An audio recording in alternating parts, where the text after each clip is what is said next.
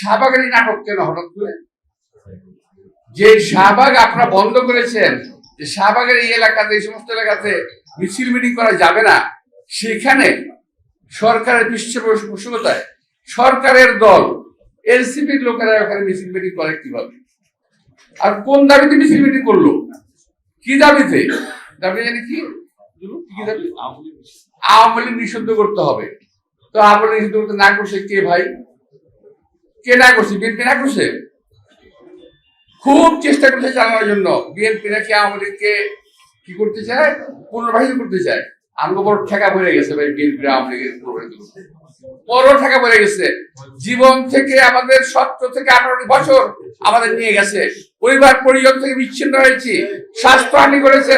আমাদের পরিবার পরিজনকেও সুস্থভাবে বেঁচে থাকতে পারে নাই।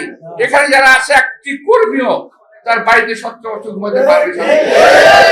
আর সেই আওয়ামী লীগের সঙ্গে আমরা করবো, ওদেরকে আমরা আবার প্রতিপালন করবো, আবার ওদেরকে পুনর্বাসন করবো।